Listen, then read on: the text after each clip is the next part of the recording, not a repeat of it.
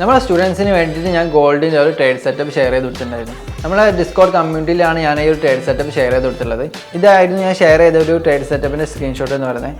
ഈ ഒരു ട്രേഡ് ശരിക്കും TP അടിച്ചിട്ടുണ്ട്. ഈ ഒരു ട്രേഡായിരുന്നു ഞാൻ അവർക്ക് ഷെയർ ചെയ്ത് കൊടുത്തിട്ടുണ്ടായിരുന്നത്. ഈ ഒരു ട്രേഡ് എടുക്കാനുള്ള റീസൺ എന്താണെന്ന് വെച്ചാൽ നമുക്കറിയാം ഈ ഒരു ഏരിയ എന്ന് പറയുന്നത് ഗോൾഡിൻ്റെ ഒരു ഓൾ ടൈം ഹൈ ഹിറ്റ് ചെയ്ത ഒരു ഏരിയ ആണ്. സോ അതിനുശേഷം നമുക്കൊരു ചേഞ്ച് ഓഫ് ക്യാറ്റ് കിട്ടി. നമുക്ക് ഇവിടെ ഒരു ഓർഡർ ബ്ലോക്ക് കിട്ടിയിട്ടുണ്ടായിരുന്നു. ഈ ഒരു ഓർഡർ ബ്ലോക്കിൽ ഞാൻ എൻ്റെ എടുത്തിട്ടുണ്ടായിരുന്നു. അതിനുശേഷം വീണ്ടും പ്രൈസ് നമ്മുടെ ഒരു അതിനുശേഷം പ്രൈസ് ആ ഒരു ഓർഡർ ബ്ലോക്കിൽ ടാപ്പ് ചെയ്തതിന് ശേഷം കുറച്ച് റിയാക്ട് ചെയ്തിട്ട് വീണ്ടും ഒന്ന് മേലേക്ക് കയറിപ്പോയി.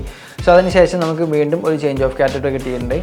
അതിനുശേഷം നമുക്കൊരു വീണ്ടും ഒരു ചേഞ്ച് ഓഫ് ക്യാറ്റ് കിട്ടിയിട്ടുണ്ട്. സോ ഒരു ഓർഡർ ബ്ലോക്കിൽ ടാപ്പ് ചെയ്തിട്ട് വീണ്ടും ഒരു ചേഞ്ച് ഓഫ് ക്യാറ്റ് കിട്ടുകയാണെങ്കിൽ ഞാൻ അതൊരു കൺഫർമേഷൻ ആയിട്ടാണ് എടുക്കാറുള്ളത്.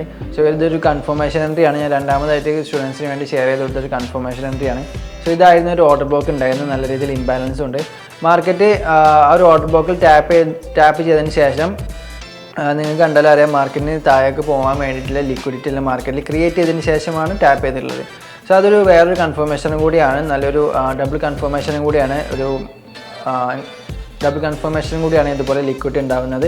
സോ അതിനുശേഷം പ്രൈസ് നല്ല രീതിയിൽ ഡൗൺ ആയിട്ടുണ്ട്. ഈ ട്രേഡിൽ നമ്മൾ 1:4 ആണ് നമ്മൾ പ്രോഫിറ്റ് ബുക്ക് ചെയ്തിട്ടുള്ളത്.